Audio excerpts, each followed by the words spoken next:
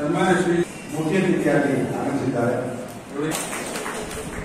ಈ ಕಾರ್ಯಕ್ರಮದ ಅಧ್ಯಕ್ಷವಾಗಿ ಹೃತ್ಪೂರ್ವಕವಾದ ಸ್ವಾಗತವನ್ನು ಬಯಸುತ್ತೇನೆ. ಈ ಕಾರ್ಯಕ್ರಮದಲ್ಲಿ ಈ ವಿಚಾರ ಸಂಕಿರಣದ ಅಧ್ಯಕ್ಷತೆಯನ್ನ ಸನ್ಮಾನ್ಯ ಶ್ರೀ ಜಿ ಪರಮೇಶ್ವರಪ್ಪ ಉಪಾಧ್ಯಕ್ಷರು, ಹಿಂದುಳಿದ ಜನಜಾಗೃತಿ ವೇದಿಕೆ ಶಿವಮೊಗ್ಗ ನಮ್ಮೆಲ್ಲರ ಪರವಾಗಿ ಹೃತ್ಪೂರ್ವಕವಾದ ಸ್ವಾಗತವನ್ನು ಬಯಸುತ್ತೇನೆ.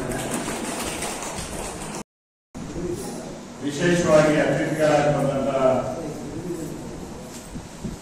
ನಮ್ಮ ಶಾಶ್ವತ ಹಿಂದುಳಿದ ವರ್ಗದ ಆಯೋಗದ ಮಾಜಿ ಸದಸ್ಯರಾದ ಲಿಂಗಪ್ಪನವರೇ, ನಮ್ಮ ಶಿವಮೊಗ್ಗ ಜಿಲ್ಲೆಯಲ್ಲಿ ಹಿಂದುಳಿದ ಜನಜಾಗೃತಿ ವೇದಿಕೆ ಮೊದಲನೇ ಸ್ಥಾನದಲ್ಲಿದೆ ಅಂತ ಹೆಮ್ಮೆಯಿಂದ ಹೇಳಕ್ಕೆ ಇಷ್ಟಪಡ್ತೇವೆ. ಇದರಲ್ಲಿ ಬಹಳ ಜನ ಸರ್ಕಾರಿ ಸೇವೆಯಿಂದ ನಿವೃತ್ತರಾದವರೇ ಇದ್ದಾರೆ. ಅವರ ಜ್ಞಾನ ಮತ್ತು ಅವರ ಹೋರಾಟದ ಗುಣ, ಅವರ ಮೀಸಲಾತಿಯನ್ನ ಕೊಡ್ಲಿಕ್ಕೆ ಮತ್ತೆ ರಾಜ್ಯದಲ್ಲಿ ಮೀಸಲಾತಿ ತಗೊಳಕ್ಕಾಗ್ತಿಲ್ಲ, ಕೇಂದ್ರದಲ್ಲಿ 27% ದಾಖಲಿಲ್ಲ. ಹಾಗಾಗಿ ಹಿಂದುಳಿದವರ ಹೋರಾಟವನ್ನ ಜಾಗೃತಿಯಾಗಿ ಮಾಡಬೇಕು ಅಂತ ಹೇಳಿ ನಾವು ಗಟ್ಟಿಯಾಗಿ ಸ್ವಲ್ಪ ಸಾಧಾರಣಕ್ಕೆ ನಾವು ಸುಮ್ಮನೆ ಹೋಗಿ ಈ ರೆಡಿಮೇಡ್ ಪ್ರತಿಭಟನೆ ಇವೆಲ್ಲ ಮಾಡಿಲ್ಲ. ಪ್ರತಿ ತಾಲೂಕಿನಲ್ಲಿ ಪತ್ರಿಕಾಗೋಷ್ಠಿ ಮಾಡಿ, ಅಲ್ಲಿ ಧರಣಿ ಮಾಡಿ, ಅಲ್ಲಿ ಜಾಗೃತಿ ಕೆಲಸವನ್ನು ಮಾಡಿ, ನಮ್ಮ ರಾಜಪ್ಪನವರು ಮತ್ತೆ ಸ್ನೇಹಿತರೆಲ್ಲ ಹಾಕಿರ್ತಕ್ಕಂಥ ಒಂದು ಕರಪತ್ರ ಇದೆ. ರಾಜ್ಯದಲ್ಲೇ ಯಾರು ಮಾಡಿಲ್ಲ ಅಂತ ಕರಪತ್ರಗಳನ್ನ ಈ ಮೀಸಲಾತಿ ಇತಿಹಾಸ ಇವನ್ನೆಲ್ಲ ಹೇಳಿ ಮಾಡ್ಕೊಂತ ಬಂದಿದೆ. ಇವತ್ತು ದೇವರಾಜ ಅರಸು ಜಯಂತಿಯನ್ನ ಹಿಂದಿನ ವರ್ಷನೂ ಆಚರಣೆ ಮಾಡಿದ್ವಿ, ಇವತ್ತು ನಾವು ಆಚರಣೆ ಮಾಡ್ತಾ ಇದ್ದೀವಿ. ದೇವರಾಜ ಅರಸು ಅವರನ್ನ ನೆನಪು ಮಾಡಿದಾಗ ಹಲವು ಅಂಶಗಳು ನಮಗೆ ನೆನಪು ಬರುತ್ತೆ. ಏನಂತ ಹೇಳಿದ್ರೆ, ಒಬ್ಬ ಆಳವನ್ನು ಹೇಗಿರ್ಬೇಕು ಮಾದರಿಯಾಗಿ ಸಾಮಾಜಿಕ ಸಂವಿಧಾನ ಹೇಳಿರ್ತಕ್ಕಂಥ ಸಾಮಾಜಿಕ ನ್ಯಾಯನ ಎಲ್ಲ ಜಾತಿ ವರ್ಗದವರಿಗೆ, ಅದರಲ್ಲಿ ಪ್ರಬಲ ವರ್ಗಗಳು, ಬಹಳ ಸಂಖ್ಯೆಯಲ್ಲಿರುವ ವರ್ಗಗಳ ಕಥೆ ಬೇರೆ. ಏನೂ ಇಲ್ಲದೆ ದಿಕ್ಕು ಕಾಣದಂತ ಅತಿ ಹಿಂದುಳಿದವರು, ದಲಿತರು, ಅಲ್ಪಸಂಖ್ಯಾತರು, ಯಾರಿಗೆ ಈ ದೇಶದಲ್ಲಿ ಸಾಮಾಜಿಕ ನ್ಯಾಯ ಸಿಕ್ಕಿಲ್ಲ, ಸ್ಥಾನಮಾನ ಸಿಕ್ಕಿಲ್ಲ, ಎಜುಕೇಶನ್ ಸಿಕ್ಕಿಲ್ಲ, ರಾಜಕೀಯ ಸ್ಥಾನಮಾನ ಸಿಕ್ಕಿಲ್ಲ, ಅಂತವರಿಗೆ ಕೊಡಬೇಕು ಅಂತ ಹೇಳಿ ರಾಜ್ಯದಲ್ಲಿ ಯಾರು ಒತ್ತಾಯ ಮಾಡದೇ ಇದ್ರು ಸಹ ದೇವರಾಜ ಅರಸು ಅವರು ಹೆಸರು ಹೇಳಕ್ ಹೋಗಲ್ಲ. ನಾನು ಯಾರ್ಯಾರು ಹಿಂದುಳಿದವರು ಅಂತ ಹೇಳಿ ಈಗ ಹಿಂದುಳಿದವ್ರನ್ನೇ ಕೆಲವರು ಮಾಡ್ತಿದ್ದಾರೆ, ಹಿಂದುಳಿದವರು ದಲಿತರು ಮಾಡ್ತಿದ್ದಾರೆ, ಅಲ್ಪಸಂಖ್ಯಾತ ನಾಯಕರು ಮಾಡ್ತಾರೆ. ಅವರ ಮೂಲಕ ದೇವರಾಜ ಅರಸನ ಮೂಲಕ ಬಂದವರು ಅವರು ಯಾರು ಗುರುಸ್ರಿ ನಮ್ಮನ್ನ ಅಂತ ಹೇಳಿ ಅರ್ಜಿ ಕೊಟ್ಟಿದ್ರ, ಒತ್ತಾಯ ಮಾಡಿ ಹೋರಾಟ ಮಾಡಿದ್ರೆ ಯಾರು ಮಾಡಿಲ್ಲ. ಆದ್ರೆ ಅಂತ ವರ್ಗಗಳನ್ನ ಗುರುತಿಸಿ ಅವರಿಗೆ ಸಾಮಾಜಿಕ ನ್ಯಾಯ ಕೊಡಬೇಕು ಅಂತ ಇವತ್ತು ರಾಜ್ಯದಲ್ಲಿ ಇತಿಹಾಸದಲ್ಲಿ ದಾಖಲೆಯಾಗಿ ಹಿಂದುಳಿದವರಿಗೆ, ದಲಿತರಿಗೆ, ಅದಕ್ಕೆ ಬೇಕಾದ ಸ್ಥಾನಮಾನ ಸಿಕ್ತು. ಆದ್ರೆ ವರದಿ ಜಾರಿಗೆ ಇವತ್ತು ಕಾಲ ಪಕ್ವ ಆಗಿಲ್ಲ. ಮತ್ತಿನ್ನೇನು ಹೋರಾಟ ಮಾಡಬೇಕಾಗಿದೆಯೋ? ಹಿಂದುಳಿದವರಲ್ಲಿ ಅತಿ ಹೆಚ್ಚಿರೋರು ನಮ್ಮ ರಾಜ್ಯದಲ್ಲಿ ಕುರುಬ ಜನಾಂಗದವರು, ಎರಡನೇ ಈಡಿಗರು, ಗಂಗಾವತಸ್ಥರು, ಇತರೆಲ್ಲ ಸಣ್ಣ ಪುಟ್ಟ ಜಾತಿ ಬರ್ತಾವ. ಇವತ್ತು ಬಹಳ ಮುಂದುವರೆದವರು ಅಂತ ಹೇಳೋರು ಸ್ವಾಮಿಗಳ ನೇತೃತ್ವದಲ್ಲಿ ನಾಳೆ ಬೆಳಗ್ಗೆ ಚಳವಳಿ ಅಂದ್ರೆ ಮುಖ್ಯಮಂತ್ರಿ ಮನೆ ಎದುರುಗಡೆ, ವಿಧಾನಸೌಧದ ಎದುರುಗಡೆ 50,000 ಜನ ಸೇರಿಸ್ಬಿಡ್ತಾರೆ. ನಮ್ಮವರೆಲ್ಲ ಸೇರ್ತಾರೆ. ಉಪ್ಪಾರರು, ಮಡಿವಾಳರು, ಗಂಗಾಮತಸ್ಥರು, ಮಲಿಜರು, ವಿಶ್ವಕರ್ಮರು ಆರಿಸಿಕೊಳ್ಳಕ್ಕಾಗಲ್ಲ. ಆ ತರ ಪರಿಸ್ಥಿತಿ ಇರೋದ್ರಿಂದ ಇವತ್ತು ಇಂಥ ಪರಿಸ್ಥಿತಿ ಅವಾಗಲೇ ಇತ್ತು ದೇವರಾಜ ಅರಸು ಬಂದಾಗ. ಆದ್ರೆ ದೇವರಾಜ ಅರಸಿಗೆ ಇಚ್ಛಾಶಕ್ತಿ ಇತ್ತು. ಸಾಮಾಜಿಕ ನ್ಯಾಯ ಡಾಕ್ಟರ್ ಅಂಬೇಡ್ಕರ್ ಅವರು ಬರೆದಿರೋ ಪುಸ್ತಕದಲ್ಲಿ ಮಾತ್ರ ಇರೋದಲ್ಲ, ನಾನು ಅದನ್ನು ಮಾಡಿ ತೋರಿಸ್ಬೇಕು ಅಂತ ಪ್ರತಿಜ್ಞೆ ಮನಸ್ಸೋಡು ಮಾಡಿದ್ರು. ಹಿಂದುಳಿದವರಿಗೆ, ದಲಿತರಿಗೆ, ಅಲ್ಪಸಂಖ್ಯಾತರಿಗೆ ಸ್ಥಾನಮಾನ ಕೊಡಬೇಕು ಅಂತ ಅಧಿಕಾರ ಕೊಡ್ತೀನಿ ಅಂತ ರಾಜ್ಯ ಮಟ್ಟದಲ್ಲಿ ಜಾಯಿಂಟ್ ಸೆಲೆಕ್ಷನ್ ಕಮಿಟಿ ಸದಸ್ಯರಾಗಿ ಅವರು ಚಳವಳಿ ನಡೀತು. ಜಯಪ್ರಕಾಶ್ ನಾರಾಯಣ್ ಬಂದಿದ್ರು, ಡಾಕ್ಟರ್ ಲೋಹಿಯಾ ಬಂದಿದ್ರು, ಗೋಪಾಲ್ ಗೌಡರ ನೇತೃತ್ವದಲ್ಲಿ ಹೋರಾಟ ಪ್ರಕಾರ ಆಯಿತು. ಡಾಕ್ಟರ್ ಗಣಪತಿ ಅಪ್ಪನವರು, ಒಟ್ಟಾರ್ ಗಣಪತಿ ಅಪ್ಪನವರು ಅದನ್ನು ಪ್ರಾರಂಭ ಮಾಡಿದ್ರು. ಆ ಭೂಮಿಯನ್ನ ಕೊಡ್ಲಿಕ್ಕೆ ಎಷ್ಟು ಚೆನ್ನಾಗಿ ಕೆಲಸ ಮಾಡ್ತಿದ್ರು ನೀವು ತಿಳ್ಕೋಬೇಕು. ಈ ದಾಖಲೆಗಳೆಲ್ಲೂ ಸಿಗಲ್ಲ. ಕಾಗೋಡು ತಿಮ್ಮಪ್ಪನವರೊಬ್ರು ಕೊಂಡಿದ್ದಾರೆ ಇದಕ್ಕೆ ಸಂಬಂಧಪಟ್ಟವರು. ಅವ್ರು ಹೇಳ್ತಾ ಇದ್ರು ಎಷ್ಟು ಕಾಳಜಿ ಇತ್ತಂದ್ರೆ ದೇವರಾಜ ಅರಸಿಗೆ ಒಬ್ಬ ಡಿಸಿನ ಶಿವಮೊಗ್ಗ ಜಿಲ್ಲೆಗೋ, ಸೌತ್ ಕೇಂದ್ರಕ್ಕೋ, ಉತ್ತರ ಕನ್ನಡಕ್ಕೆ ಹಾಕ್ಬೇಕಾದ್ರೆ ಗೇಣಿದಾರರ ಜಿಲ್ಲೆಗೆ ಅವ್ನು ಗೇಣಿದಾರರ ಪರ ಮೈಂಡ್ ಇದೆಯಾ, ಭೂಮಾಲೀಕರ ಮನೋಭಾವ ಇದೆಯಾ ಅಂತ ಕೇಳ್ತಿದ್ರು. ಮತ್ತೆ ವಾರ ಫೋನ್ ಮಾಡಿ ಎಷ್ಟು ಪ್ರಕರಣ ಆಯ್ತು, ಭೂ ನ್ಯಾಯ ಮಂಡಳಿ ಉಳುವವರ ಹೊರದ್ರಲ್ಲಿ ಎಷ್ಟು ಜನಕ್ಕೆ ಆಯ್ತು, ಅವ್ನು ಸರಿ ಕೆಲಸ ಮಾಡ್ತಿದ್ದಾನ ಇಲ್ಲೋ, ಏನಾದ್ರು ಅನ್ಯಾಯ ಆಗ್ತಾ ಇದೆ ಅಂತ ಪ್ರತಿ ಜಿಲ್ಲಾಧಿಕಾರಿ ಬಗ್ಗೆ ಪ್ರತಿ ವಾರ ಆ ಪ್ರೋಗ್ರಾಮ್ ಬಗ್ಗೆ ಮಾಹಿತಿ ತಿಳಿಸ್ತಿದ್ದಾರೆ. ಅಂತ ದೇವರಾಜರ್ಸು ಇನ್ನೊಬ್ಬ ನಮ್ಮ ರಾಜ್ಯದಲ್ಲಿ ಹುಟ್ಟಿಲ್ಲ, ಹುಟ್ಟದು ಬಹಳ ಕಷ್ಟ ಇದೆ ಮುಂದಿನ ದಿನಗಳಲ್ಲಿ ಅನ್ನೋ ಮಾತನ್ನ ನಾನು ಹೇಳ್ತೇನೆ. ಇವತ್ತು ಹಿಂದುಳಿದವರಿಗೆ, ದಲಿತರಿಗೆ, ಅಲ್ಪಸಂಖ್ಯಾತರಿಗೆ ರಾಜ್ಯದಲ್ಲಿ ಕರ್ನಾಟಕ ಅಂತ ಹೆಸರಿಡೋದ್ರಲ್ಲೂ ಅವರ ಪ್ರಮುಖ ಪಾತ್ರ. ರಾಜ್ಯಕ್ಕೆ ಒಂದು ಅತ್ಯಂತ ಒಳ್ಳೆಯದಾದಂತ ಒಂದು ಚಿತ್ರಣವನ್ನು ಕೊಟ್ಟು ಸಾಮಾಜಿಕ ನ್ಯಾಯ ಕೊಡುವಂತ ಕೆಲಸವನ್ನು ಮಾಡಿದ್ರು. ಇವತ್ತು ನಾವೆಲ್ಲ ಜಯಂತಿ ಮಾಡ್ತೀವಿ, ಎಲ್ಲ ಪುಣ್ಯತಿಥಿ ಮಾಡ್ತೀವಿ. ತಿಥಿ ಟೈಪ್ ಮಾಡೋದು ಉಪಯೋಗ ಇಲ್ಲ, ಪೂಜೆ ಮಾಡೋದು ಉಪಯೋಗ ಇಲ್ಲ, ಹಾರ ಹಾಕೋದು ಉಪಯೋಗ ಇಲ್ಲ, ಹೂ ಹಾಕೋದು ಉಪಯೋಗ ಇಲ್ಲ. ಏನಾಗಬೇಕು ನಿಜವಾಗ್ಲೂ ದೇವರಾಜ ಕೆಲವರೆಲ್ಲ ಆತ್ಮ ಕಥೆ ಹೇಳ್ತಾರೆ. ಏನಾದ್ರು ಶಾಂತಿ ಸಿಗಬೇಕು ಅಂತ ಇದ್ರೆ ನಮ್ಮ ರಾಜ್ಯದಲ್ಲಿ ಸಂವಿಧಾನಬದ್ಧವಾಗಿ ನಮ್ಮ ರಾಜ್ಯದಲ್ಲಿ ದೇಶದವರಿಗೆ, ಹಿಂದುಳಿದವರಿಗೆ, ಅತಿ ಹಿಂದುಳಿದವರಿಗೆ, ದುರ್ಬಲರಿಗೆ, ಅಲ್ಪಸಂಖ್ಯಾತರಿಗೆ, ದಲಿತರಿಗೆ ಏನು ಸ್ಥಾನಮಾನ ಸಿಗಬೇಕೋ ಅದಕ್ಕೆ ಸಿಗಕ್ಕೆ ಪ್ರಬಲ ಹೋರಾಟ ಮಾಡಿದ್ರೆ ಮಾತ್ರ ಅವರ ಶಾಂತಿ ಸಿಗುತ್ತೆ. ನಾವೆಲ್ಲರೂ ಜೊತೆಗೆ ಈಗ ಹಿಂದುಳಿದವರ ನಾಯಕರು ಮುಖ್ಯಮಂತ್ರಿ ಆಗಿದ್ದಾರೆ ರಾಜ್ಯದಲ್ಲಿ, ಹೇಗೆ ನಡೀತಾ ಇದೆ ಅನ್ನೋ ವಿದ್ಯಮಾನಗಳೆಲ್ಲ ನಿಮ್ಗೆ ಗಮನಕ್ಕೆ ಬಂದಿದೆ. ಅಂತವರು ಸಹ ಗಟ್ಟಿಯಾಗಿ ನಿಂತು ಇವತ್ತು ಹಿಂದುಳಿದವರ ಪರ ಧ್ವನಿ ಎತ್ತಬೇಕು, ಕಾಂತರಾಜ್ ವರದಿಯನ್ನ ಜಾರಿ ತರಬೇಕು. ಇಲ್ಲದೆ ಇದ್ರೆ ಜಾರಿ ತರ್ಸಾಂತ ಕೆಲಸವನ್ನ ನಾವು ಮಾಡಬೇಕಾಗತ್ತೆ. ಅತಿ ಸಣ್ಣಕ್ಕಿರ್ತಕ್ಕಂಥ ಹಿಂದುಳಿದವರ ಸಂಖ್ಯೆ ರಾಜ್ಯದಲ್ಲಿ ಕಡಿಮೆ ಇಲ್ಲ, ಒಗ್ಗಟ್ಟಿಲ್ಲ.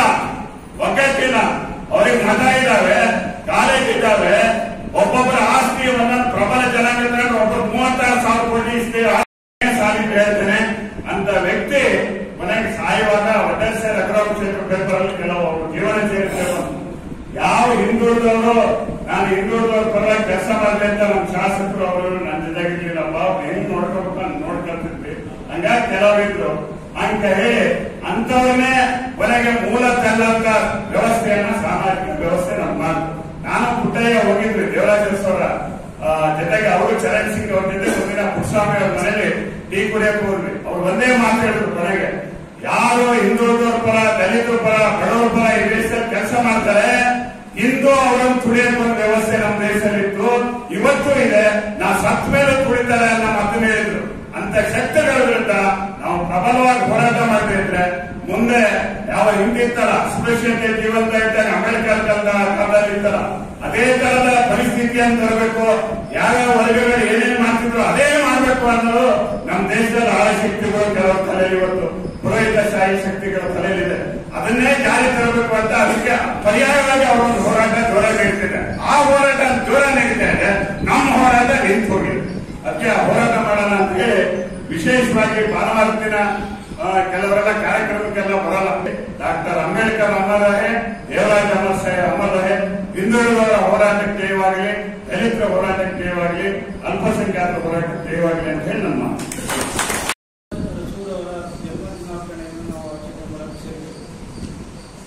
ಈ ಆಚರಣೆ ನಮ್ಮೆಲ್ಲರ ಆತ್ಮಶಕ್ತಿಯನ್ನ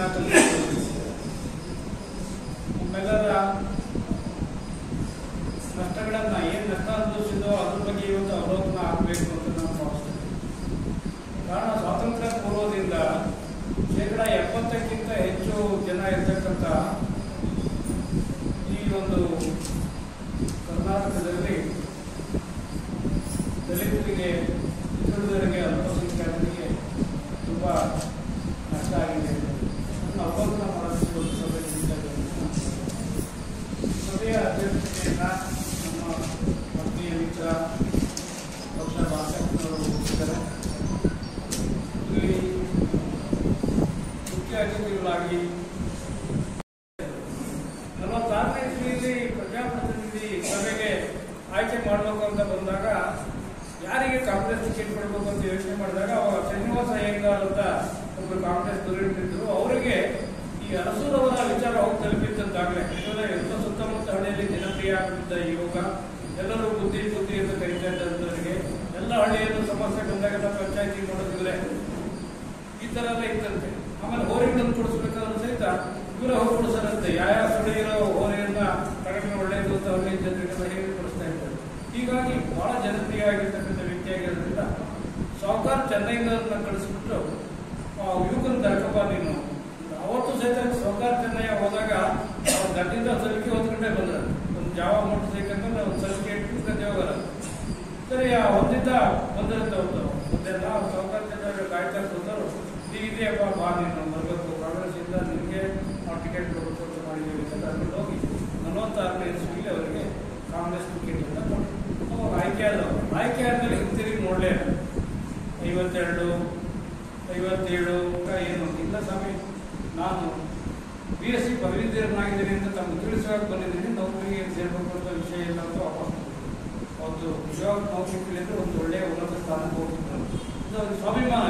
20 ದಿನ ನನ್ನ ಕಾಯಿಸಿದ್ದಾರೆ, ನಾನೇ ಕೊಡ್ತ ನೌಕರಿ ಕೇಳಿದ್ರೆ ವಾಪಸ್ ಹೋಗ್ತಾರೆ. ಬಂದಾದ್ಮೇಲೆ ರಾಜಕೀಯ ಅಂದರೆ ಒಂದು ಸಾರಿ ಅಂತೂ ಅವಿರೋಧವಾಗಿ ಆಯ್ಕೆ ಮಾಡ್ತಾರೆ ನೋಡಿ. ಅವ್ರ ದಿನಕ್ಕೆ ಯಾರು ಅವರು ಇವ್ರದ್ದೇ ಎಲೆಕ್ಷನ್ ಇಲ್ಲಲ್ಲ.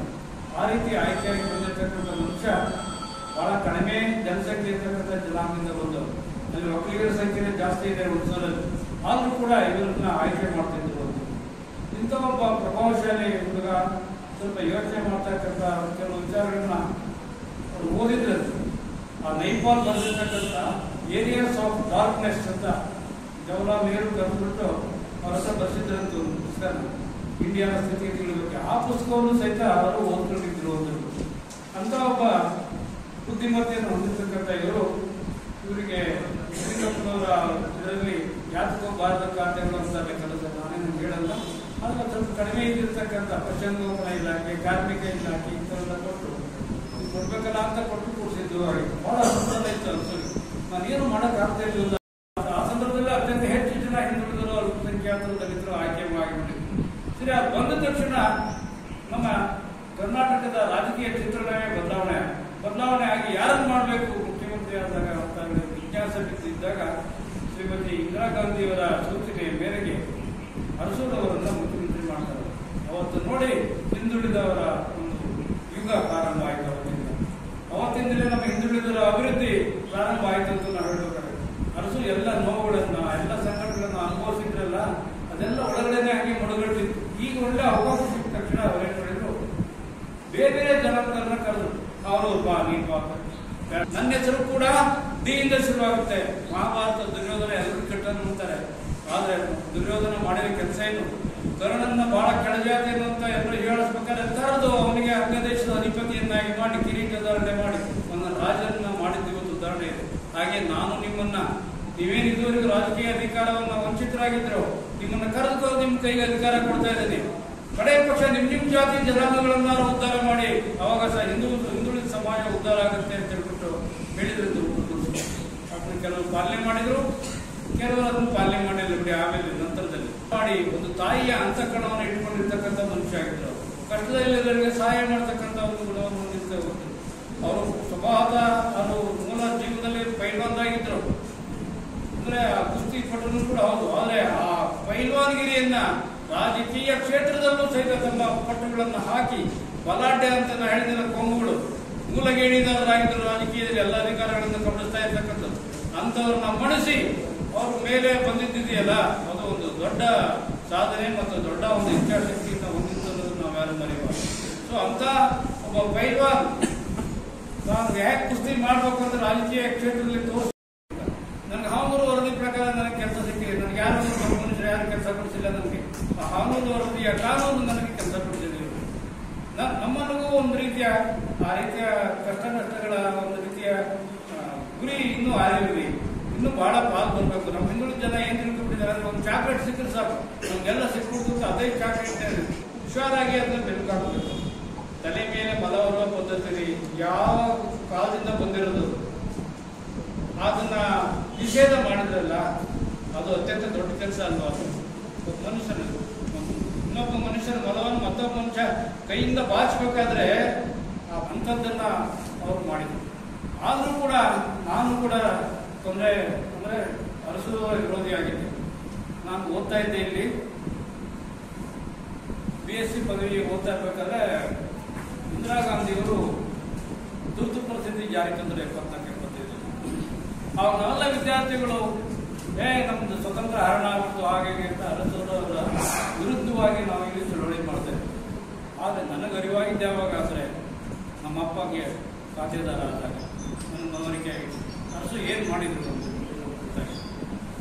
ಆವಾಗ ಅವ್ರು ಮಾಡಿದ್ದಷ್ಟೇ ಕೆಲಸ. 74-75ರಲ್ಲಿ ಸ್ವತಂತ್ರ ಹರಣ ಆದ ದೇಶ ತುಂಬಾ ಎಮರ್ಜೆನ್ಸಿ ಇದ್ದಾಗ ಈ ಬಲಾಢ್ಯ ಕೊಂಬುಗಳು ಯಾವ ತೀರಾ ಹರಡಕ್ಕೆ ಬರಕ್ಕಿದ್ದಿಲ್ಲ ಅಂತ ಕಾನೂನು ಇತ್ತದು.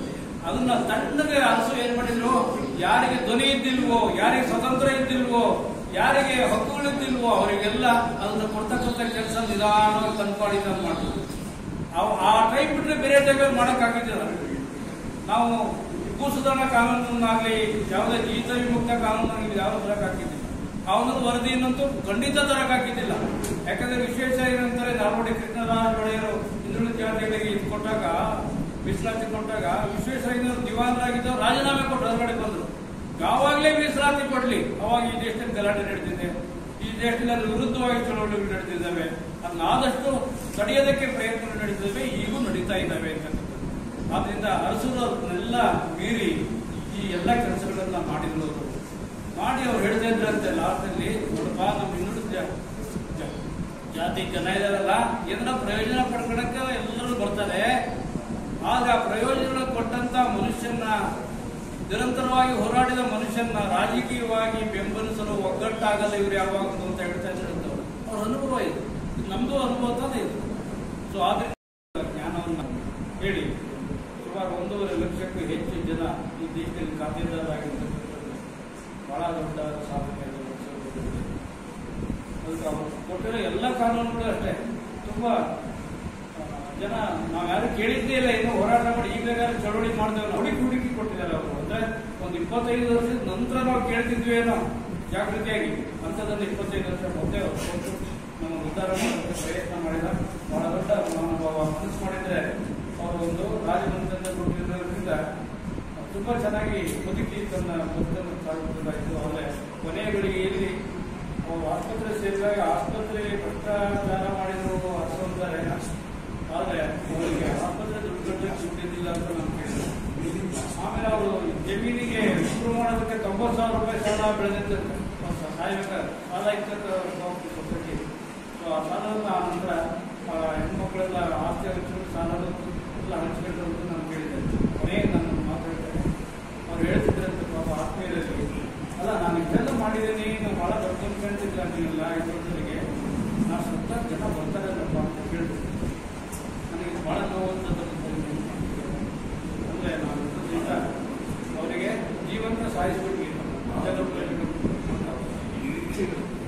ಹಾಗಿರೋದ್ರಿಂದ ಆ ಜೀವಂತ ನಾವು ಅವ್ರ ಎಲೆಕ್ಷನ್ನಲ್ಲಿ ಇನ್ನೊಂದು ಸರಿ ಅವ್ರನ್ನ ಮುಖ್ಯಮಂತ್ರಿ ಮಾಡಿದ್ರೆ ಏನೆಲ್ಲ ಮಾಡ್ತಿದ್ರೆ ಅವ್ರು ಮುಗಿಬೇಕು ಎಲ್ಲ ಪ್ರಯೋಜನ ಪಡೆದು ನಾವು 70% ಜನ ಇದ್ದು ಅವ್ರನ್ನ ಸೋಲಿಸಿದ್ದಿದೆಯಲ್ಲ ದೊಡ್ಡ ಅಪರಾಧ. ಮತ್ತೆ ನಾವು ದೊಡ್ಡ ದುರಂತವನ್ನು ನಮ್ಮ ಜೀವನದಲ್ಲಿ ನಾವು ತಂದ್ಕೊಂಡಿದ್ದೇವೆ ಅನ್ನೋ ಅಂತೇಳಿ ನೀವು ಯೋಚನೆ ಮಾಡಿದ್ರೆ ಗೊತ್ತಾಗುತ್ತೆ. ಸೊ ಆ ವ್ಯಕ್ತಿ ಅತ್ಯಂತ ಮಾಡಿರೋ ಮುಂಚೆ ಒಂದು ಸಿಗರೇಟ್ ಪ್ಯಾಕ್ ಯಾರೋ ಮನುಷ್ಯ ಅಲ್ಲಿ ಕಾರ್ ನಿಲ್ಲಿಸಿ ನಿಂತಾಗ ಹೊರಗೆ ಪ್ರಯತ್ನ ಮಾಡ್ತಿದ್ದಂತೆ. ಅವಾಗ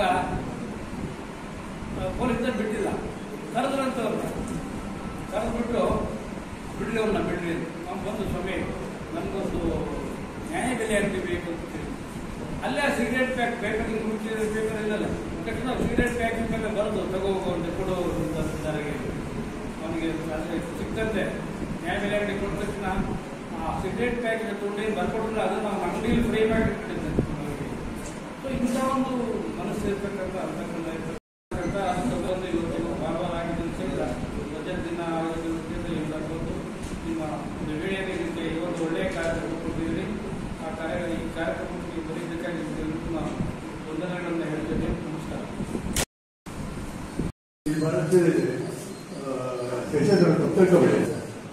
ನಾನು ಹೇಳ್ತೇನೆ ಅವತ್ತಿನ ಪರಿಸ್ಥಿತಿ ಹಾಗಿತ್ತು, ಇಲ್ಲ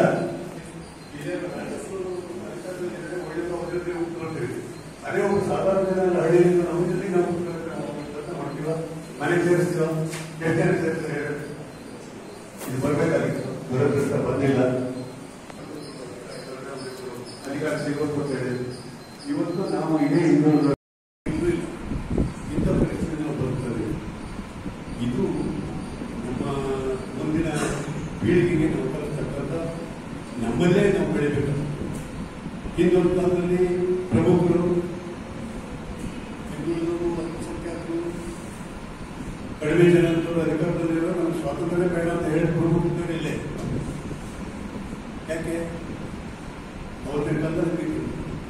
ಕಾಲದಲ್ಲಿ ಅವತ್ತಿನ ದಿನ ನಾವು ಯಾರೋ ಮುಂದೋರು ನಮ್ಮ ನೋಡ್ತಾರೆ ಅಂತಂದ್ರೆ ಅವರಿಗೆ ಸಾಮಾನ್ಯ ಜ್ಞಾನ ಇರಲಿಲ್ಲ. ವಿದ್ಯಾವಂತರು ಇದ್ರೂ ಕೂಡ ಸಾಮಾನ್ಯ ಅದೇ ಕೂಡ ಅದೇ ಜಾತಿಯಲ್ಲಿರುವವರಿಗೆ ಬಹಳ ನಿಮಗೆ ಗೊತ್ತಿದ್ದ ವಂಚನೆಗಳು ಆ ಕಾಲದಲ್ಲಿ ಆ ದಲಿತರಿಗೆ ತಾವೇ ಕಾಂಗ್ರೆಸ್ ಸರ್ಕಾರ ಬಂದಾಗ ಆ ಒಂದು ಪ್ರಕಾರ ಅವರಿಗೆಲ್ಲ ಮನೆ ಮಾಡ್ಕೊಟ್ಟಿತ್ತು. ಆ ಮನೆ ಮಾಡ್ಕೊಂಡು ಯಾಕೆ ಮಾಡಿದ್ರು ಅವರು ಎಲ್ಲ ಇದಲ್ಲೇ ಬಹಳಷ್ಟು ತಾವೆಲ್ಲ ವಿಚಾರ ಚೆನ್ನಾಗಿ ತಿಳ್ಕೊಂಡಿರೋರು. ಆಮೇಲೆ ಸಣ್ಣ ಸಣ್ಣ ಈ ವಿಚಾರದಲ್ಲಿ ಸಣ್ಣವನ್ನ ದಯಮಾಡಿ ಅವಕಾಶ ಸಿಕ್ಕಿದ್ದಕ್ಕೆ ಎಲ್ಲರಿಗೂ ಒಲಿಸಿ ನಮ್ಮ ಮೈನಾರಿಟಿ SC ST ದಲಿತರು ಯಾವತ್ತೂ ಮರಿಬಾರ್ದು ಅಂತ ಒಂದು ನಿರ್ಣಯ ಕಾನೂನು ಮಾಡಿ ಅನುಕೂಲ ಆಗ್ಬೇಕು. ಅನೇಕ ಈಗ ನಾವು ನಿವೃತ್ತಿ ಅಧಿಕಾರಿಗಳು ಇದ್ದೀರಿ ಇಲ್ಲಿ ಈ ಅಧಿಕಾರಿಗಳು ಕೊಟ್ಟು ಯಾವ ತರ ನೇಮಕ ಆಗಿತ್ತು ಸರ್ಕಾರಿ ನೌಕರಿಯಲ್ಲಿ ಅಂತ ಹೇಳಿ ಆ ಸಂದರ್ಭದಲ್ಲಿ ದೇವರಾಜ್ ಅವರು ಆ ಒಂದು ತೀರ್ಮಾನಗಳು ತಗೊಳ್ತಾ ಇದ್ದಿದ್ರೆ ಅನುಕೂಲ ಆಗ್ತಾ ಇರ್ಲಿಲ್ಲ. ಆದ್ರೆ ಇವತ್ತು ಏನಾಗ್ತಾ ಇದೆ ಅಂದ್ರೆ ಹಿಂದುಳಿದವರಿಗೆ ದಲಿತರಿಗೆ ಅಲ್ಪಸಂಖ್ಯಾತರಿಗೆ ಒಗ್ಗಟ್ಟಾಗಕ್ಕೆ ಕೊಡ್ತಾ ಇಲ್ಲ. ಯಾಕೆ ಕೊಡ್ತಾ ಇಲ್ಲ ಅಂದ್ರೆ ಲಾಭ ಅವ್ರಿಗೆ ಹೆಚ್ಚಾಗ್ಬೇಕಂದ್ರೆ ಇವ್ರು ಒಂದಾಗ್ಬಿಟ್ರೆ 70% ವರ್ಗಗಳಿದ್ದು ಇವ್ರು ಒಂದಾಗ್ಬಿಟ್ರೆ ನಾವು ಎಳೋಗ್ಬೇಕು, ನಾವು ಬದುಕಕ್ಕಾಗಲ್ಲ ಅಂತ ಅವ್ರು ಏನ್ ಮಾಡ್ತಾ ಇದ್ದಾರೆ, ಇದ್ರಲ್ಲಿ ಕುಡಿತಾ ಇದ್ದಾರೆ. ಅಲ್ಪಸಂಖ್ಯಾತರು ಬೇರೆ, ಈ ದೇಶದ ಮುಸಲ್ಮಾನರು ಪಾಕಿಸ್ತಾನಿ ವಿರೋಧ ಮಾಡಿ ಪಾಕಿಸ್ತಾನಿಗೆ ಹೋದಲ್ಲ ಅಂತ ಹೇಳಿ ಭಾರತ ದೇಶದಲ್ಲೇ ನಾವು ಈ ಹಿಂದೂಗಳು ಜೊತೆಗಿರ್ತೀವಿ ಅಂತ ತೀರ್ಮಾನ 47 ತಗೊಂಡಿರೋದಂತ ಮುಸಲ್ಮಾನರು ಎಲ್ಲಿರೋದು, ಯಾರು ಹೊರಗಡೆಯಿಂದ ಬಂದಿರೋದು ಒಬ್ಬ ಮುಸಲ್ಮಾನರಿಂದ ಇಲ್ಲಿ ಈ ಮಣ್ಣಲ್ಲೇ ಹುಟ್ಟಿರೋದು, ಈ ಮಣ್ಣಲ್ಲೇ ಸಾಯದಂಥದ್ದು. ಬಟ್ ಏನ್ ಮಾಡಿದ್ದಾರೆ ಕೆಲವು ರಾಜಕೀಯ ಪಕ್ಷದವರು, ಕೆಲವು ಸಂಘಟನೆಯವರು ಮುಸಲ್ಮಾನರು ಅಂದ ತಕ್ಷಣ ದೋಷ ಮಾಡ್ಬೇಕು ಅವರಿಗೆ. ಯಾಕೆ ದೋಷ ಮಾಡ್ತೀರಿ? ಸ್ವಾತಂತ್ರ್ಯಕ್ಕೋಸ್ಕರ ಎಷ್ಟು ಬಲಿದಾನ ಇಂಡಿಯಾ ಗೇಟ್ ಅಲ್ಲಿ ನೋಡಿ ನೀವು 95,000 ಬಲಿ ಕೊಟ್ಟವರಲ್ಲಿ 65,000 ಮುಸಲ್ಮಾನರು ಇದ್ದಾರೆ ಇಂಡಿಯಾ ಗೇಟ್ ಅಲ್ಲಿ. ಇವತ್ತು ಬಲಿ ಕೊಟ್ಟವರು ತನ್ನ ಪ್ರಾಣ ಕೊಟ್ಟವರು ಇದೆಲ್ಲ ಮುಚ್ಚಿಟ್ಟು ಏನ್ ಮಾಡ್ತಾ ಇದ್ದಾರೆ? ಅಲ್ಪಸಂಖ್ಯಾತರು ಬೇರೆ, ದಲಿತರು ಬೇರೆ, ಬ್ಯಾಕ್ವರ್ಡ್ ಬೇರೆ, ಇದು ಮಾಡಿ ಲಾಭ, ರಾಜಕೀಯ ಲಾಭ ಪಡ್ಕೊಳ್ತಾ ಇದ್ದಾರೆ ಅವರು. ಇವತ್ತು ದೇವರಾಜ್ ಅವರಿಗೆ ಯಾಕೆ ನಾವು ಜ್ಞಾಪಿಸ್ಬೇಕಂದ್ರೆ ಅವರು ಎರಡನೇ ಮಗಳು ಚಂದ್ರಪ್ರಭಾಸ್ 86ರಿಂದ ನಾವು ಯಾವಾಗ್ನಾರೆ ಸದಾಶಿವನಗರ ಹೋಗ್ಬೇಕು ಮೇಡಮ್ ಮನೆ ಕುಡಿಸಿ ಟೀ ಕುಡಿಸಿ ಯಾವಾಗ ಬಂದ್ರಿ ಸರಾವಲ್ ಅವರು ಬನ್ನಿ ಕೂಲಿ ಚಂದ್ರಪ್ರಭ ಭಾರತೀಯ ಸರ್ ಕೊನೆಯವರ ಹಾಗಿರ್ಲಿ ಚಂದ್ರಪ್ರಭ ಅವರಿಗೆ ತುಂಬಾ ಸಂಪರ್ಕ ಆಯ್ತು. ಅನೇಕ ಬಾರಿ ದೇವರಾಜ್ ಅವ್ರ ಮನೆಗೆ ಹೋದಾಗ ಅವರು ಎಷ್ಟು ಗೌರವ ಕೊಡೋರು ಅಂದ್ರೆ ನಾನು ಅವರಿಗೆ ಇನ್ನೂ ಜ್ಞಾಪಿಸ್ತೀನಿ ಚಂದ್ರಪ್ರಭ. ಹಾಗಾಗಿ ನಂತರ ಬ್ಯಾಕ್ವರ್ಡ್ ಕ್ಲಾಸ್ ಮುಖ್ಯಮಂತ್ರಿ ಆಗಕೊಳ್ಳಿಲ್ಲ. ಮಂಗ್ಯಾವತ್ತು ಬಹಳ ಕಷ್ಟದಲ್ಲ ಅವರು. ಅವಾಗಲೂ ಗವರ್ನರ್ ಅವಾಗ ಇಲ್ಲ ನೀವು ಅಸೆಂಬ್ಲಿ ಡಿಸಾಲ್ವ್ ಮಾಡ್ತೀವಿ ಅಂದ್ರು.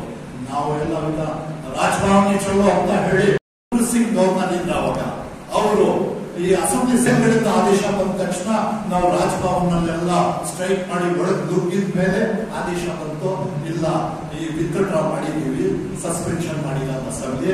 ಈಗ ಮುಂದಿನ ಮುಖ್ಯಮಂತ್ರಿ ಬಂಗಾರಪ್ಪ ಅಂತ ಹೇಳಿ ಅವಾಗ ಆದೇಶ ಬಂದ್ರು. ಬಂಗಾರಪ್ಪ ದೊಡ್ಡರು ಆದ್ರೆ ಅವರಿಗೆ 2 ವರ್ಷದ ಮೇಲೆ ಇದನ್ನು ಕೊಟ್ಟಿಲ್ಲ. ಆದ್ರೆ ಕುತಂತ್ರ ಮಾಡಿ ಅವರಿಗೆ ಇರ್ಸಕ್ಕೆ ಎಲ್ಲ ಮಾಡಿದ್ರು. ಅವರು ಬ್ಯಾಕ್ವರ್ಡ್ ಕ್ಲಾಸ್ ಅವರು ನಾಯಕರು. ಈ ವೀರಪ್ಪಮೊಯ್ಲಿ ನಂತರ ವೀರಪ್ಪಮೊಯ್ಲಿ ಅವರು ಒಬ್ರು ಬ್ಯಾಕ್ವರ್ಡ್ ಕ್ಲಾಸ್ ನಾಯಕರು. ಅವರು ಮುಖ್ಯಮಂತ್ರಿ ಆಗುವಾಗ ಅವರು ಮೈನಾರಿಟಿಗೆ 4%, ಈ ರಾಜ್ಯದ ಮೈನಾರಿಟಿಗೆ 4% ರಿಸರ್ವೇಶನ್ ಜಾರಿ ಅಂತಂದ್ರು ವೀರಪ್ಪಮೊಯ್ಲಿ ಅವರು. ಆ ಒಂದು 4% ಈ ಹಿಂದೆ ನಮ್ಮ ಸಿದ್ದರಾಮಯ್ಯ ಅವರು ಕಾಂಗ್ರೆಸ್ ಸರ್ಕಾರ ಬರೋದ್ ಮುಂಚೆ ಯಾವ ಸರ್ಕಾರ ಇತ್ತು? ಬಿಜೆಪಿ ಸರ್ಕಾರ. ಬಸವರಾಜ ಬೊಮ್ಮಾಯಿ ಇವ್ರ ನೇತೃತ್ವದಲ್ಲಿ ಆ 4% ಕಿತ್ತಳಿ ಇವ್ರಿಗೂ ಅಂತ ಹೇಳಿ ಒಂದು ನಿರ್ಣಯ ತಗೊಳ್ತಾರಂದ್ರೆ ಇವ್ರ ಸಾಮಾಜಿಕ ನ್ಯಾಯ ಇದೆ ಇವ್ರ. ಅವ್ರ ಜಾತಿ ಬಗ್ಗೆನೇ ಅವರು ಅಭಿಮಾನ ತೋರಿಸಿದ್ರೆ ಬೇರೆ ವರ್ಗಗಳು ಬೇರೆ ಜಾತಿಗಳು ಎಲ್ಲ ಹೋಗ್ಬೇಕು. ಆದ್ರೆ ಸುಪ್ರೀಂ ಕೋರ್ಟ್ ಅವಾಗ ತಡೆ ಹಿಡಿತದ್ದು. ಅದು ಆಗ ಕೊಟ್ಟಿಲ್ಲ. ಹಾಗಾಗಿ ಈಗ ನಾನು ನಮ್ಮ ಈ ಸಮಿತಿ ಅಧ್ಯಕ್ಷರು ಮತ್ತು ಎಲ್ಲ ಗೌರವಾನ್ವಿತ ಎಲ್ಲ ಹಿರಿಯ ಸದಸ್ಯರುಗಳು ಉಪಸ್ಥಿತಿಯಲ್ಲಿ ನೀವು ನಿವೃತ್ತಿ ಗೌರವಾನ್ವಿತ ಅಧಿಕಾರಿಗಳು, ಪತ್ರಕರ್ತರು ಮತ್ತು ಎಲ್ಲರೂ ಆಗಮಿಸಿದ್ರಿ. ಈಗ 2 ವರ್ಷದ ಹಿಂದೆ ನಮ್ಮ ರಾಜಪ್ಪ ಅವರು ಇಲ್ಲ ಭದ್ರಾವತಿಯಲ್ಲಿ ಒಂದು ಕಾಮರಾಜ್ ಹೋಗಿ ಜಾರಿ ಅಂತರಕ್ಕೆ ಒಂದು ಸಭೆ ಮಾಡಬೇಕಂತ ಹೇಳಿ ಒಂದು ಪತ್ರಿಕಾಗೋಷ್ಠಿ ಕರೆದಿದ್ರು ನಮ್ಮ ರಾಜಪ್ಪ ಅವರು, ಶ್ರೀನಿವಾಸ ಅವರು, ಇವರೆಲ್ಲ ಆಯ್ತು ಮಾಡೋಣ ಅಂತ ಹೇಳಿ ನಾವು ನಿರ್ಣಯ ತಗೊಂಡ್ವಿ. ನಾವೊಂದು ಕೆಲವು ಜನ ಸೇರಿ ಅಥವಾ ದಲಿತರು, ಮೈನಾರಿಟಿ ಮತ್ತು ಬ್ಯಾಕ್ವರ್ಡ್ ಎಲ್ಲ ಸೇರಿ ಇಲ್ಲ ಒಂದು ಭದ್ರಾವತಿ ತಾಲೂಕು ಕಚೇರಿ 2 ವರ್ಷ ಈಗ 2007ರಲ್ಲಿ ನವೆಂಬರ್ ಅಥವಾ ಡಿಸೆಂಬರ್ ಇರ್ಬೋದು. ಆವಾಗ ಕಾಮರಾಜ್ ವರದಿ ಜಾರಿಯಾಗಬೇಕಂತ ಹೇಳಿ ಆ ಒಂದು ಸಭೆ ನಡೀತು. ಒಳ್ಳೆ ಸಕ್ಸಸ್ಫುಲ್ ಆಯ್ತಲ್ಲೋ. ಆವಾಗ ಕಾಮರಾಜ್ ವರದಿ ಜಾರಿಯಾಗಬೇಕಂತ ಮುಖ್ಯಮಂತ್ರಿ ಈಗ ಏನ್ ಸಿದ್ದರಾಮಯ್ಯ ಇದ್ದಾರೆ ಇವರಿಗೆ ಒತ್ತಡ ತಂದು ಯಾವಾಗಲೂ ಮೆಮೊರಂಡಮ್ ಕೊಟ್ವಿ. ಎಲ್ಲ ಜಿಲ್ಲೆಯಿಂದಾನು ಸಬ್ಮಿಟ್ ಮಾಡಿದ್ರು ಸರ್ಕಾರಕ್ಕೆ. ಆದ್ರೆ ಇನ್ನೂವರೆಗೂ ಅದು ಆಶ್ವಾಸನೆ ಕೊಡ್ತಾ ಇದ್ದಾರೆ ಸಿದ್ದರಾಮಯ್ಯ ಅವರು.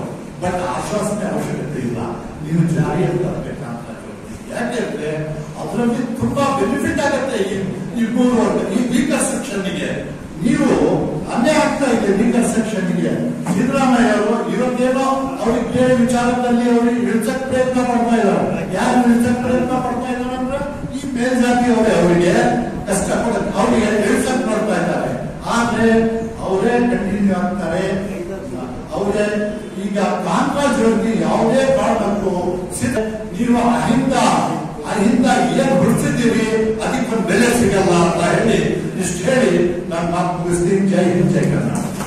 ಯಾಕೆಂತಂದ್ರೆ ನಾನು 2 ಪಾಯಿಂಟ್ ಹೇಳ್ತೀನಿ. ಒಂದು, ಸ್ವಾತಂತ್ರ್ಯ ಬಂದಾಗ್ಲೇನೆ ಅಂದ್ರೆ 1950ನೇ ಇಸ್ವಿಯಲ್ಲಿ ಏನು ಸಂವಿಧಾನ ಅಳವಡಿಸಿದ್ವಿ, ಅಲ್ಲಿಂದ ಹಿಂದುಳಿದ ಜಾತಿಯವರಿಗೆ ನಾವು ಸವಲತ್ತುಗಳನ್ನ ಸರ್ಕಾರದ ಮೂಲಕ ಕೊಡಬೇಕಾಗಿತ್ತು. ಆದ್ರೆ ನಮಗೆ ಗೊತ್ತಿರೋ ಹಾಗೆ ಸುಮಾರು 40 ವರ್ಷಗಳ ಕಾಲ ಇವರಿಗೆ ಸವಲತ್ತನ್ನು ಕೊಡೋದ್ರಲ್ಲಿ ಕೇಂದ್ರದ ಮಟ್ಟದಲ್ಲಿ ನಿಧಾನಗತಿಯನ್ನು ಅನುಸರಿಸ್ತಾ ಇತ್ತು.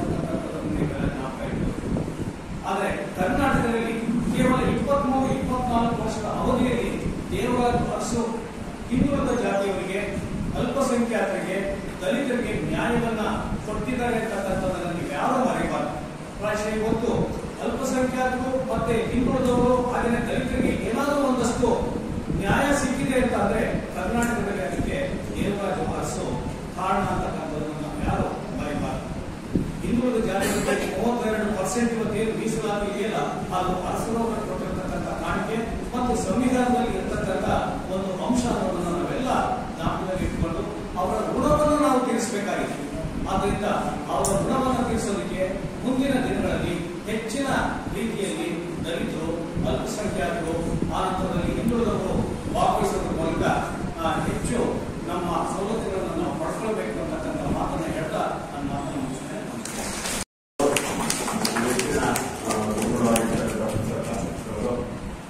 ಈ ಪುಸ್ತಕ ಕೇವಲ 10 ರೂಪಾಯಿ ಮಾಡಿ ಬೇಕಾದಷ್ಟು ಸಿಗ್ತದೆ. ಅವೆಲ್ಲರೂ ಕೂಡ ಈಗಾಗಲೇ ಇಲ್ಲಿ ಅವೈಲಬಿಲಿಟಿ ಇದೆ. ಯಾರ್ಯಾರು ಆಸಕ್ತಿ ಇದೆ ಕೂಡ್ಕೋಬಹುದು ಅಂತೇಳಿ ಸಂದರ್ಭ ಇರುತ್ತಾರೆ. ಹಾಗೆ ಇನ್ನೊಂದು ಪುಸ್ತಕ ಕೂಡ ಇದೇ ಸಂದರ್ಭದಲ್ಲಿ ತಮಗೆ ಲಭ್ಯ ಇದೆ.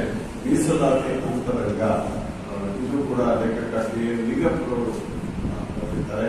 ಅವರು ಕೂಡ ಈ ಸಂದರ್ಭದಲ್ಲಿ ಆ ಪುಸ್ತಕವನ್ನು ತಮಗೆ ಲಭ್ಯ ಆಗಲಿಕ್ಕೆ ಅವಕಾಶ ಮಾಡಿಕೊಟ್ಟಿದ್ದಾರೆ. ಅದರಲ್ಲಿ 200 ರೂಪಾಯಿ ಇರ್ತದೆ. ಈ ನಿರ್ಣಯವನ್ನ ನಮ್ಮ ರಾಜ್ಯದ ಮುಖ್ಯಮಂತ್ರಿಗಳಾದಂತಹ ಸಿದ್ದರಾಮಯ್ಯ ಅವರಿಗೆ ಅರ್ಪಿಸ್ತಾ ಇದ್ದೀವಿ. ಮಾನ್ಯ ಜಿಲ್ಲಾಧಿಕಾರಿಗಳ ಮಾನ್ಯ ವಿಷಯ ಅಂತರಾಜಾಡಳಿತ ವರದಿ ಜಾರಿ, ಜಾತಿ ಗಣತಿ, ರಾಜಕೀಯ ಮೀಸಲಾತಿ, ಮಹಿಳಾ ಮೀಸಲಾತಿ, ಇತರೆ ಒತ್ತಾಯಗಳು. ಮಾಜಿ ಮುಖ್ಯಮಂತ್ರಿ ದೇವರಾಜ ಅರಸು ವರದಿ ಹಿನ್ನೆಲೆಯಲ್ಲಿ ಜರುಗಿದ ಸಮಾವೇಶದಲ್ಲಿ ಈ ಕೆಳಕಂಡ ನಿರ್ಣಯಗಳನ್ನು ನಿರ್ಧರಿಸಲಾಯಿತು. ಕಾಂತರಾಜ ಆಯೋಗದ ವರದಿಯನ್ನು ತಕ್ಷಣ ಜಾರಿಗೆ ತರಬೇಕು. 2, ಸರ್ಕಾರವು ಜಾತಿ ಗಣತಿಯನ್ನು ನಡೆಸಬೇಕು ಹಾಗೂ ಜಾತಿ ಜನಸಂಖ್ಯೆಗೆ ಅನುಗುಣವಾಗಿ ಎಲ್ಲಾ ಕ್ಷೇತ್ರಗಳಲ್ಲೂ ಪ್ರಾತಿನಿಧ್ಯ ನೀಡಬೇಕು. ಹಿಂದುಳಿದ ಜಾತಿಗಳಿಗೆ ಜನಸಂಖ್ಯೆಗೆ ಅನುಗುಣವಾಗಿ ಕೇಂದ್ರ ಹಾಗೂ ರಾಜ್ಯಗಳ ಶಾಸನಸಭೆಗಳಲ್ಲಿ ರಾಜಕೀಯ ಮೀಸಲಾತಿ ನೀಡಬೇಕು. ಪೂರ್ಣಗೊಂಡಿರುವ ದೇವರಾಜ ಅರಸು ಭವನ ಮಹಿಳಾ ಮೀಸಲಾತಿ ಶೀಘ್ರ ಜಾರಿ ಹಾಗೂ ಮಹಿಳಾ ಮೀಸಲಾತಿಯಲ್ಲಿ ಹಿಂದುಳಿದ ಜಾತಿಗಳಿಗೆ ಜನಸಂಖ್ಯೆ ಆಧಾರದ ಮೇಲೆ ಮೀಸಲಾತಿ ನಿಗದಿಪಡಿಸಿದೆ. ಸುಪ್ರೀಂ ಕೋರ್ಟಿನ ಆದೇಶದನ್ವಯ ಪರಿಶಿಷ್ಟ ಜಾತಿಗಳ ಒಳ ಮೀಸಲಾತಿಯನ್ನು ಶೀಘ್ರವೇ ಜಾರಿಗೆ ತರಬೇಕೆಂದು ಈ ಸಮಾವೇಶ ಒತ್ತಾಯಿಸಿದೆ.